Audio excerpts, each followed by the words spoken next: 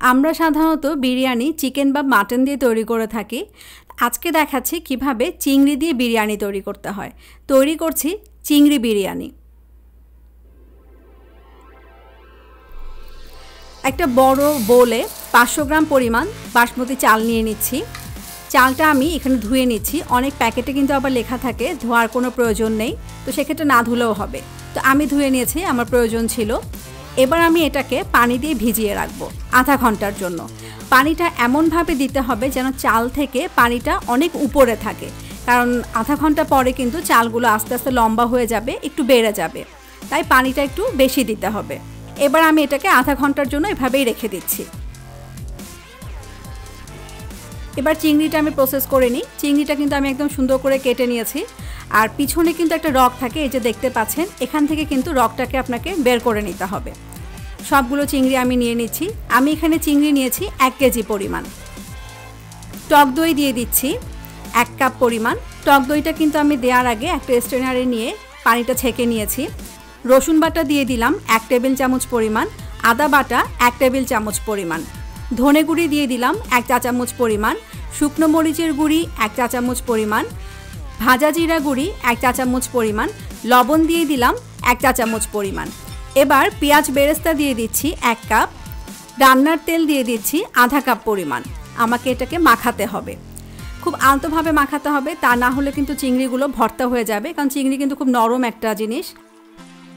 আলতোভাবে মাখালেও এমনভাবে মাখাতে হবে যেন প্রতিটা চিংড়ির ভিতরে প্রতিটা মশলা খুব ভালোভাবে ঢুকে যায়, কারণ এটা কিন্তু আমরা রান্না করব না।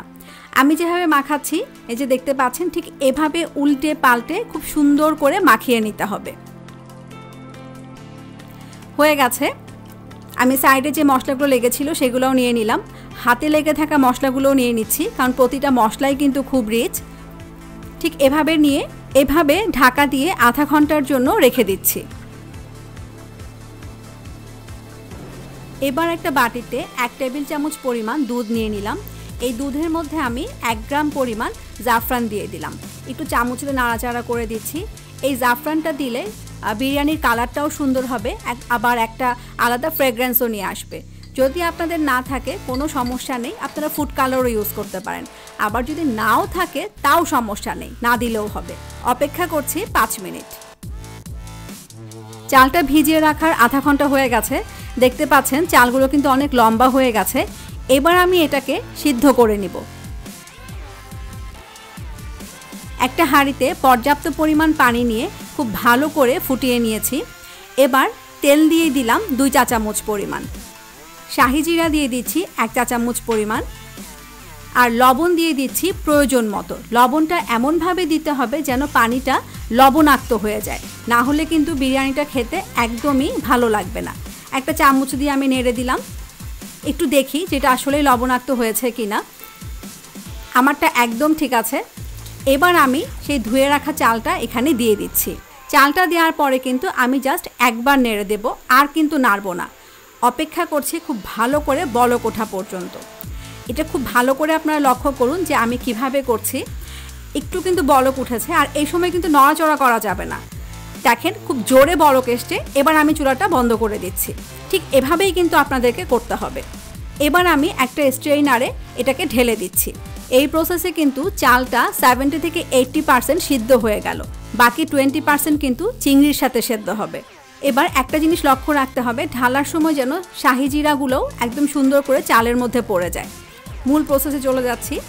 এবার ম্যারিনেট করা চিংড়িগুলো একটা হেভি বটম বা থিক সারফেস প্যানে নিয়ে নিচ্ছি। আর চিংড়িগুলো কিন্তু খুব সুন্দর করে প্যানের সাথে বিছিয়ে দিতে হবে। প্রত্যেকটা চিংড়ির গা যেন প্যানের সাথে লেগে থাকে। আপনাদের যদি থিক সারফেস বা হেভি বটমের কোনো প্যান না থাকে, নর্মাল প্যানেও করতে পারেন, কিন্তু সেক্ষেত্রে আপনাকে তাওয়ার উপরে দিয়ে রান্না করতে হবে। আমার অন্যান্য বিরিয়ানিতে দেখে নেবেন যে কিভাবে তাওয়ার উপর দিয়ে রান্না করতে হয়।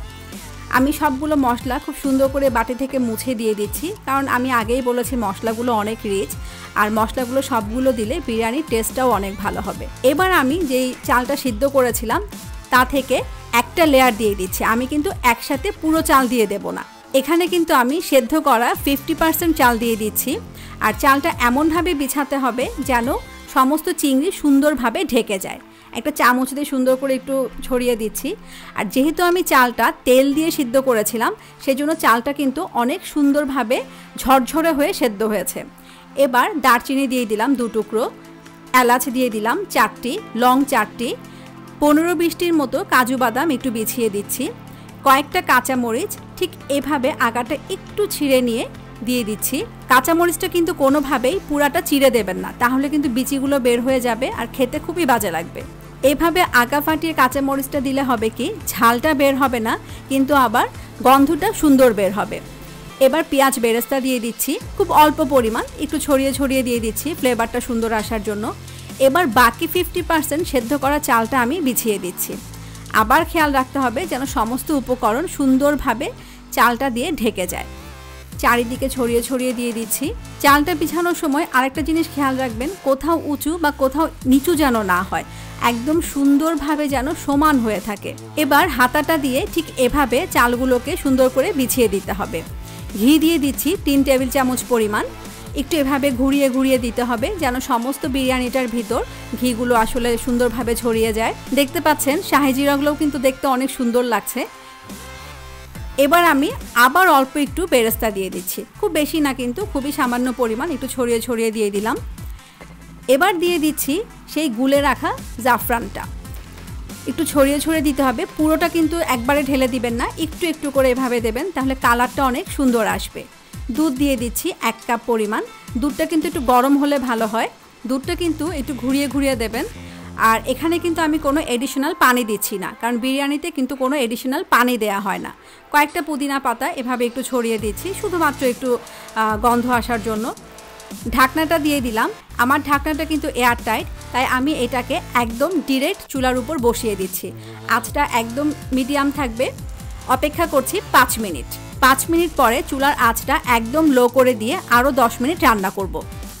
10 মিনিট হয়ে গেলে চুলাটা বন্ধ করে দিয়ে আবার ঢাকনা দেওয়া অবস্থায় 10 মিনিট অপেক্ষা করব। আমার ঢাকনাটায় কিন্তু একটা ছিদ্র আছে, আমি লংটা দিয়ে ছিদ্রটা বন্ধ করে এয়ার টাইট করে দিয়েছি। হয়ে গেছে, চুলা বন্ধ অবস্থায় 10 মিনিট অপেক্ষা করছি। চলুন এ ফাঁকে দেখে নেই চিংড়ি বিরিয়ানি তৈরি করতে কি কি লাগছে। বাসমতি চাল 500 গ্রাম, বড় চিংড়ি 1 কেজি, পেঁয়াজ 1/4 কাপ বেরেস্তার জন্য প্রয়োজন মতো, টক দই 1 কাপ, দুধ 1 কাপ, কাজু বাদাম 15-20টি, ধনে গুঁড়ি 1 চা চামচ, শুকনো মরিচের গুঁড়ি 1 চা চামচ, লবণ প্রয়োজন মতো, আদা বাটা 1 টেবিল চামচ, রসুন বাটা 1 টেবিল চামচ, দারুচিনি প্রায় 6-7 সেন্টিমিটার, ছোট এলাচ 4-5টি, লং 5-6টি, ভাজা জিরা গুঁড়ি 1 চা চামচ, কাঁচামরিচ 4-5টি, রান্নার তেল প্রয়োজন মতো, জাফরান প্রায় 1 গ্রাম, শাহি জিরা 1 চা চামচ, পুদিনা পাতা প্রয়োজন মতো, ঘি 3 টেবিল চামচ। 10 মিনিট হয়ে গেছে, ঢাকনাটা খুলে দিচ্ছি। এবার একটা হাতা দিয়ে খুব আলতো করে বিরিয়ানিগুলোকে একটু উল্টে পাল্টে দিতে হবে। খুব সাবধানে করবেন, না হলে কিন্তু চালগুলো ভেঙে যাবে, আবার চিংড়িটাও ভেঙে যাবে। ঠিক আমি যেভাবে করছি সেভাবে চারিদিক থেকে একটু উল্টে দেই, তাহলে আস্তে আস্তে চিংড়িগুলো কিন্তু উপরে উঠে আসবে। দেখতে পাচ্ছেন চিংড়িগুলো খুব সুন্দর একটা পোড়া পোড়া টেক্সচার এসছে। এবার একটা প্লেটে আমি পরিবেশন করে দিচ্ছি। অনেকেই বলেন বিরিয়ানি নাকি হাঁড়ির তলায় লেগে যায়, তো আমি আপনাদেরকে হাঁড়ির তলাটাও কিন্তু দেখিয়ে দিলাম। দেখেন কোথাও কিন্তু কিছু লাগেনি, একদম ক্লিন আছে। একটু সাজিয়ে দিচ্ছি, চিংড়িগুলো একটু উপরে দিয়ে দেবেন। দেখতে পাচ্ছেন চিংড়িগুলো কিন্তু খুব সুন্দর একটা গোল্ডেন ব্রাউন কালার এসছে, আর এটা কিন্তু ওই যে আমি প্যানের সাথে লাগিয়ে দিয়েছিলাম গাগুলো, সেটার কারণে হয়েছে। খেতে কিন্তু অসাধারণ লাগবে। একটু সাজিয়ে দিই, সাজানোটা সম্পূর্ণ আপনাদের নিজেদের উপর, অবশ্যই তৈরি করবেন। যদি ভালো লেগে থাকে অবশ্যই একটা লাইক দেবেন, কোনো প্রশ্ন থাকলে ভিডিও নিচে কমেন্ট করবেন, আপনার স্বজনদের সাথে আমার ভিডিও অবশ্যই শেয়ার করবেন। আর আমার অন্যান্য রান্না দেখতে চাইলে অবশ্যই আমার চ্যানেল সাবস্ক্রাইব করবেন। সবাই ভালো থাকবেন, আমাদের জন্য দোয়া করবেন যেন আরও সুন্দর সুন্দর রান্না আপনাদের সামনে নিয়ে আসতে পারি। ধন্যবাদ।